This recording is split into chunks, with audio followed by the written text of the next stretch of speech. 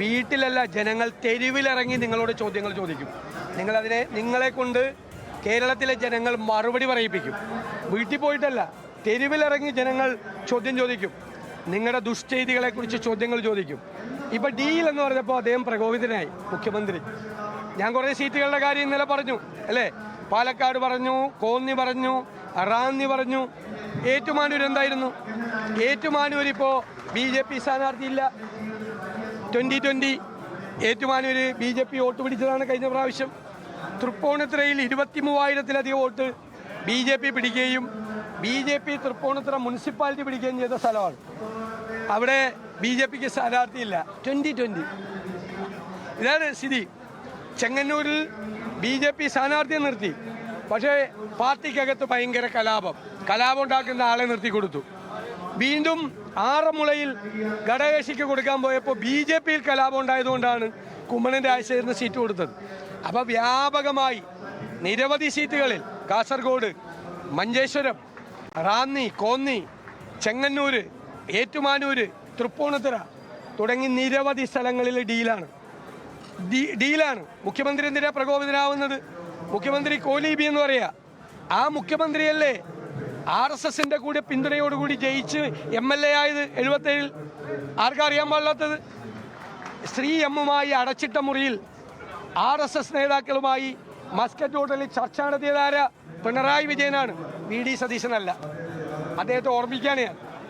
Muscat ഹോട്ടലിൽ ശ്രീ എമ്മിൻ്റെ മധ്യസ്ഥതയിൽ RSS നേതാക്കളുമായി രഹസ്യമായി ചർച്ച നടത്തിയത് പിണറായി വിജയനാണ്. ഒരു സംശയവും അക്കാര്യത്തിലില്ല. ഇപ്പോൾ എന്താ CPM നേതാക്കൾ ചെയ്യുന്നത്? മുഖ്യമന്ത്രി അതിന് ഒരു മാർഗനിർദ്ദേശം കൊടുക്കുകയാണ്. അദ്ദേഹം മലയാള ഭാഷയ്ക്ക് സംഭാവന ചെയ്ത കുറേ വാക്കുകളുണ്ട്. എന്താണ്? നികൃഷ്ടജീവി, പരനാറി, കുലംകുത്തി, ചെറ്റ. ഇപ്പം ബാക്കി നേതാക്കന്മാർ ഐസക്കിൻ്റെ സംഭാവന കോമാളി. ഒരു കലാകാരനെ കോമാളി എന്ന് വിളിക്കുന്ന തരത്തിലേക്ക് കേരളത്തിലെ കമ്മ്യൂണിസ്റ്റ് പാർട്ടി അധപ്പതിച്ചിരിക്കുന്നു. സാംസ്കാരിക പ്രവർത്തകരെ അപമാനിക്കുന്ന തരത്തിൽ സിനിമയിൽ ഹാസ്യവേഷം ചെയ്തു എന്നതിൻ്റെ പേരിൽ ഒരു നടനെ, ഒരു കലാകാരനെ, ഒരു സാംസ്കാരിക പ്രവർത്തകനെ കോമാളി എന്ന് വിളിച്ച് അധിക്ഷേപിക്കുകയാണ്. ചെറ്റ എന്ന് പറയുന്ന വാക്ക് ചാരുതയുള്ള പ്രയോഗമാണെന്ന് പോളിറ്റ് ബ്യൂറോ മെമ്പർ പറയാണ്. Polit bureau member. ഞാൻ പറയട്ടെ, ഭാഷയിലും സാംസ്കാരിക ഇടങ്ങളിലും പൊതുമണ്ഡലത്തിലും ഇവരുടെ നാവിൽ നിന്ന് പെയ്തു വീണ ഈ വൃത്തികെട്ട വാക്കുകൾ അത് ശുചീകരിക്കാൻ ഒരു സാംസ്കാരിക ഹരിതകർമ്മസേന ഉണ്ടാക്കേണ്ടി വരും. ഇതെല്ലാം അടിച്ചുവാരി തുടയ്ക്കാൻ സാംസ്കാരിക ഹരിതകർമ്മസേനയുടെ ജോലി അവർ നാട് വൃത്തിയാക്കലാണ്. പക്ഷെ ഇവരുടെ നാവിൽ നിന്ന് വീണ ഈ വൃത്തികെട്ട വാക്കുകൾ അത് അടിച്ചു മാറ്റാൻ ഒരു പുതിയ സാംസ്കാരിക ഹരിതകർമ്മ സേന. മുഖ്യമന്ത്രി എന്തിനാ ഇത്ര പ്രകോപിതനാകുന്നത്? എന്തിനാ ഇത്തരം മോശം വാക്കുകൾ ഉപയോഗിക്കുന്നത്? രാഷ്ട്രീയക്കാരെ കുറിച്ച് ആളുകൾക്ക് പുച്ഛമുണ്ടാവും. ഇത്തരം വൃത്തികെട്ട വാക്കുകൾ ഉപയോഗിച്ചാൽ എത്ര മനോഹരമായ വാക്കുകളുള്ള ഭാഷയാണ് മലയാളം. അവിടെ നിന്നാണ് പറയുന്നത്. ഇപ്പം ഞങ്ങൾ രക്ഷാപ്രവർത്തനം നടത്തുന്നുണ്ട്. എന്താ രക്ഷാപ്രവർത്തനം? രാഹുൽ ഗാന്ധി പറഞ്ഞു 5 ഗ്യാരണ്ടികൾ പ്രഖ്യാപിച്ചു. അത് സാധാരണക്കാരെ ചേർത്ത് പിടിക്കാനുള്ള ഗ്യാരണ്ടിയാണ് അല്ലേ? ഞങ്ങൾ ഒരുപാട് പദ്ധതികൾ പ്രഖ്യാപിച്ചു. അതാണ് രക്ഷാപ്രവർത്തനം. അല്ലാതെ ചെടിച്ചട്ടി കൊണ്ടും സെക്യൂരിറ്റി ഗാർഡിൻ്റെ വടി കൊണ്ടും ചെറുപ്പക്കാരെ തല്ലിച്ചതയ്ക്കുന്നതല്ല രക്ഷാപ്രവർത്തനം. അത് രക്ഷാപ്രവർത്തനമാണെന്ന് പറഞ്ഞ മുഖ്യമന്ത്രിയാണ്. ഇപ്പോൾ CPM വിട്ടുവരുന്നവരെ ഞങ്ങൾ സ്വീകരിക്കുന്നതിലാണ് ഇവർക്ക് വിഷമം.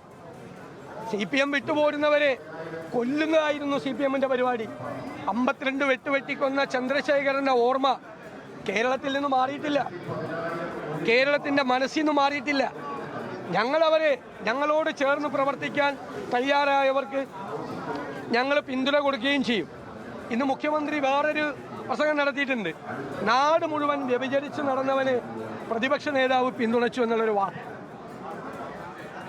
സ്വയം കണ്ണാടി നോക്കിയാൽ മതി. പിണറായി വിജയൻ സ്വയം ഒന്ന് കണ്ണാടി നോക്കണം.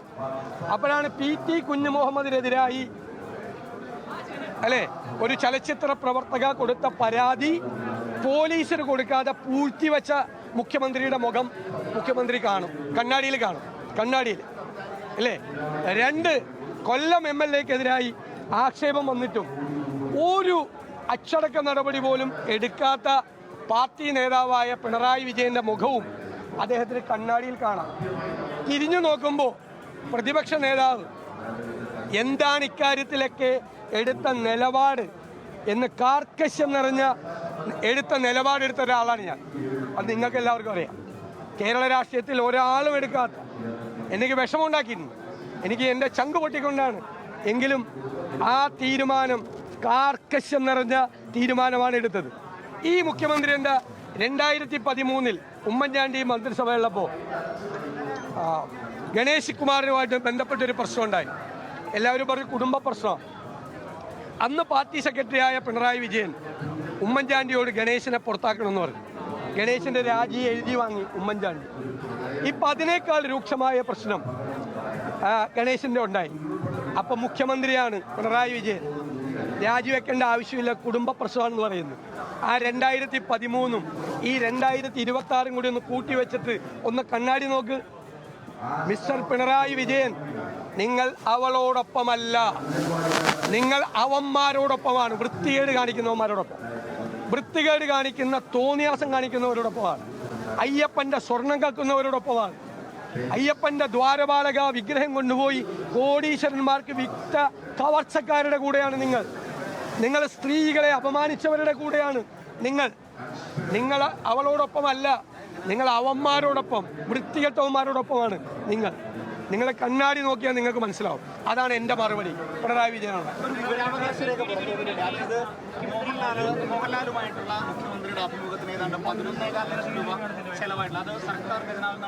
സർക്കാർ ഖജനാവിൽ നിന്ന് രാഷ്ട്രീയ പ്രചരണം നടത്തിയല്ലേ? ഞാൻ ചോദിക്കട്ടെ, കഴിഞ്ഞ 6 മാസമായി ആയിരക്കണക്കിന് കോടി രൂപയാണ് ചെലവഴിച്ചിരിക്കുന്നത്. നിങ്ങൾ അവർ വെച്ചിരിക്കുന്ന ഹോർഡിംഗ് നോക്കിയേ, അതെല്ലാം PRDയുടെ ഹോർഡിംഗ് ആയിരുന്നു നേരത്തെ. അതിപ്പോൾ ഇലക്ഷൻ വന്നപ്പോൾ മാറ്റി ഇത് വെച്ചിരിക്കുകയാണ്. ഇതെല്ലാം സർക്കാർ ചെലവിൽ എല്ലാ പരസ്യങ്ങളും ഒരു ഗവൺമെൻറ്റും കേരളത്തിൽ ചെയ്യാത്ത രീതിയിൽ ജനങ്ങളുടെ നികുതി പണം ഉപയോഗിച്ചുകൊണ്ടാണ് ചെയ്യുന്നത്. പാർട്ടി തെരഞ്ഞെടുപ്പ് പ്രചരണം നടത്തണമെങ്കിൽ ഞാൻ മോഹൻലാലും അദ്ദേഹവും നടത്തിയ ആ സംഭാഷണത്തെ വിമർശിച്ചില്ലല്ലോ. അദ്ദേഹത്തിന് കേരളത്തിലെ മുഖ്യമന്ത്രിക്ക് തെരഞ്ഞെടുപ്പ് പ്രചരണത്തിൻ്റെ ഭാഗമായി എല്ലാവരും ഇഷ്ടപ്പെടുന്ന നടനുമായി ചർച്ച ചെയ്യാനുള്ള അവകാശമുണ്ടെന്നാണ് പറഞ്ഞത്. ഞങ്ങളുടെ ചെലവിൽ വേണ്ട, നാട്ടുകാരുടെ ചെലവിൽ അത് ചെയ്തത് വളരെ മോശമായിപ്പോയി. ആ പൈസ പിണറായി വിജയൻ ഖജനാവിലേക്ക് തിരിച്ചടക്കണമെന്നാണ് എൻ്റെ അഭ്യർത്ഥന.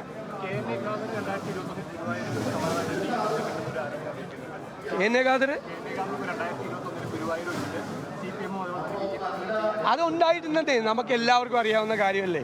എന്തിനാ ADGP അജിത് കുമാർ RSS നേതാവിനെ കാണാൻ പോയത്? എന്തിനാ കാണാൻ പോയത്? വല്ല സൗഹൃദ സംഭാഷണം നടത്താൻ പോയതാണോ? എല്ലാവർക്കും അറിയാമല്ലോ. ഇതെല്ലാം പരസ്യമായ വേഷങ്ങളല്ലേ. ഈ പ്രാവശ്യത്തെ ഡീല് ഞങ്ങൾ പൊളിച്ചെടുക്കും.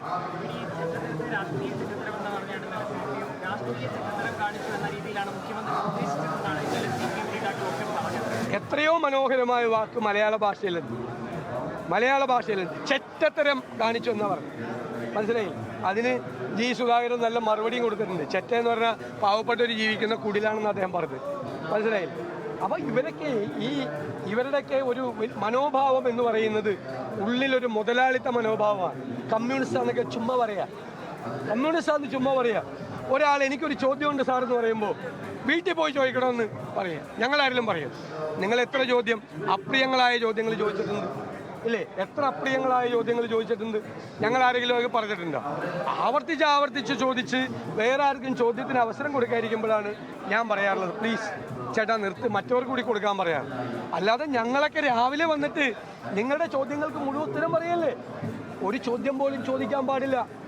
എന്താ MP വീരേന്ദ്രകുമാറിൻ്റെ പരിപാടി ഉദ്ഘാടനം ചെയ്യാൻ, അനുസ്മരണ പ്രവേശനം ഉദ്ഘാടനം ചെയ്യാൻ വന്ന എഴുത്തുകാരനായ സാംസ്കാരിക പ്രവർത്തകൻ രാമേന്ദ്ര ഗുഹ എന്താ പറഞ്ഞത്? ഇന്ത്യ കണ്ട ഏറ്റവും വലിയ ഏകാധിപതിയായ കമ്മ്യൂണിസ്റ്റ് മുഖ്യമന്ത്രിയാണ് പിണറായി വിജയൻ.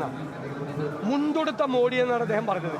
പിണറായി വിജയനെ അദ്ദേഹം EMSനെ, ജ്യോതി ബാസുവിനെ, മണിക് സർക്കാരിനെയൊക്കെ പരാമർശിച്ചുകൊണ്ട് പറഞ്ഞു ഇന്ത്യ കണ്ട ഏറ്റവും വലിയ ഏകാധിപതിയായ മുഖ്യമന്ത്രിയാണ് പിണറായി വിജയൻ. അത് ഇവിടെ ഓടൊന്നുമില്ല, ഇവിടെ കയ്യിൽ വെച്ചാൽ മതി. ഞങ്ങളുടെ അടുത്ത് ഒന്നും ഓടില്ല. അല്ല, അതൊക്കെ ഓരോരുത്തരുടെ അഭിപ്രായം. അതിനെന്താ തെറ്റുന്ന? രമേശ് ചെന്നിത്തല യോഗ്യനായിട്ടുള്ള ആളാണ്.